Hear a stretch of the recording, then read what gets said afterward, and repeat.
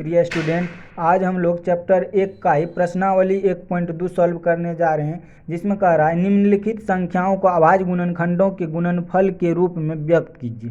तो अभाज्य गुणनखंड, तो अभाज्य संख्या कहते किसको हैं? अभाज्य संख्या देखिए यहाँ समझ लेते हैं। जो संख्या खुद से कटे और किसी भी संख्या से नहीं कटे उसको क्या बोलेंगे? अभाज्य संख्या बोलेंगे। जैसे 2 हो गया, 3 हो गया, 5 हो गया, 7 हो गया और 11 हो गया, डॉट डॉट डॉट। ये सब क्या है? अभाज्य संख्या। ये सब सिर्फ 2 से कटेगा और 1 से कटेगा और किसी संख्या से कट सकता है? नहीं कट सकता है। तो सबसे छोटी अभाज्य संख्या क्या हो गया? 2 हो गया। चलिए अब हमको निकालना क्या है? उसका 140 का निकालना है अभाज्य गुणनखंड। तो चलिए निकालते हैं। पहला क्वेश्चन है क्या है? 140। तो 140 का जब करेंगे गुणनखंड तो चलिए 2 से लगाएंगे, 4 से भी लगेगा, 4 से नहीं लगाएंगे। क्यों नहीं लगाएंगे? क्योंकि 4 जो है भाज्य संख्या हो जाता है, इसीलिए 2 से लगाएंगे। तो कितना हो जाएगा? 70 हुआ। उसके बाद फिर लगाएंगे 2 से, ये 35 हो जाएगा। फिर इसमें लगाएंगे 5 से, तो 5 सत्ते 35, 7 आ गया। अब फिर इसमें लगेगा 7 से, 7 एका 7। तो इसका 100, इसीलिए 140 का क्या सब आ गया? देखिए 2 गुनी 2 गुनी 5 गुनी 7। ये अभाज्य संख्या है। ये सब क्या? अभाज्य गुणनखंड है। इसका सब अभाज्य गुणनखंड आ गया। तो इसको हम स्टैंडर्ड में लिख सकते हैं 2 पे पावर 2 गुनी 5 गुनी 7। ये क्या हो गया? आंसर आ गया इसका। उसके बाद दूसरा क्वेश्चन चलिए देखते हैं क्या है। 156 है। क्या है? 156 है। 156 का निकालते हैं। चलिए 2 से लगाएंगे तो कितना होगा?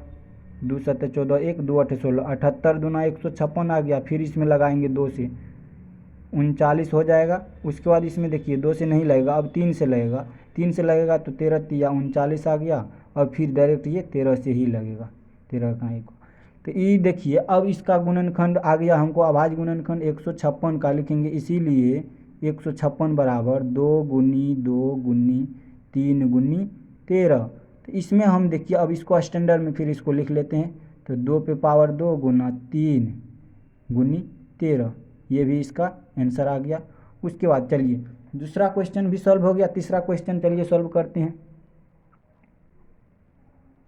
तीसरा क्वेश्चन है 3825, लिखते हैं 3825, यानी इसका करेंगे। 3825 का करते हैं तो क्या हो जाएगा? चलिए इसको करते हैं।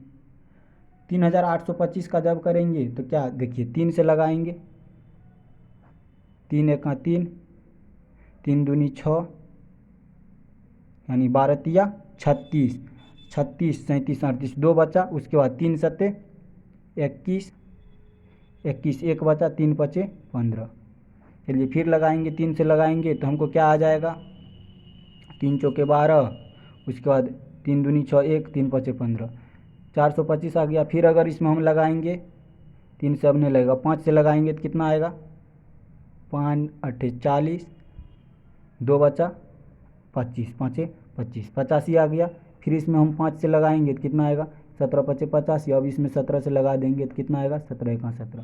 तो इसका क्या आ गया लिखेंगे। इसीलिए कितना है? 3825 का गुणनखंड अभाज्य कितना आ गया?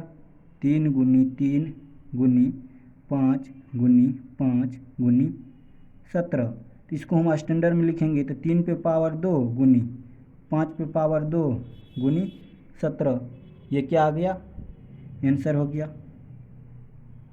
उसके बाद चलिए हम लिखते हैं क्या है। अब 3 का भी हो गया। 4 नंबर का क्वेश्चन सॉल्व करते हैं। 4 नंबर का क्या है? 5005 है।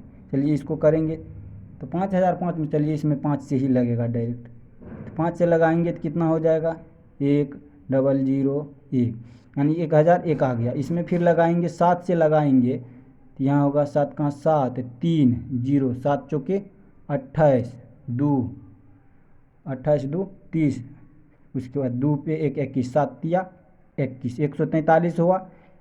143 में अब लगाएंगे फिर हम 11 से लगाते हैं तो 13 आ गया। उसके बाद हम फिर यहाँ 13 से अगर लगाते हैं यहाँ 1 होगा, इसीलिए लिखेंगे इसीलिए 5005। इसका कितना आ गया हमको?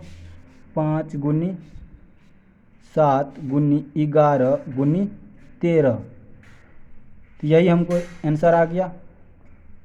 अब चलिए 5 नंबर का क्वेश्चन सॉल्व करने जा रहे हैं। 5 नंबर का क्वेश्चन है 5 नंबर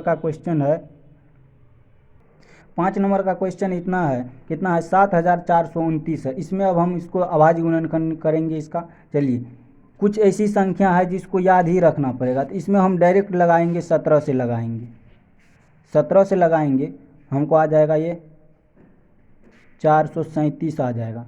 उसके बाद 17 से लगाए, फिर इसमें डायरेक्ट लगाएंगे, 19 से लगाएंगे। 19 से लगाएंगे, 19 23, हाँ आ जाएगा 437 आ जाएगा। उसके बाद डायरेक्ट इसमें 23 जो है अभाज्य संख्या है, 23 जो है अभाज्य संख्या है। 23 डायरेक्ट 23 जब लगाएंगे, 23 का 23, तो इसका अगर आप लिखेंगे, इसीलिए 7429 है। उसके बाद इसका गुणनखंड क्या सब आया है, अभाज्य गुणनखंड 17 है, 19 है, 23 है।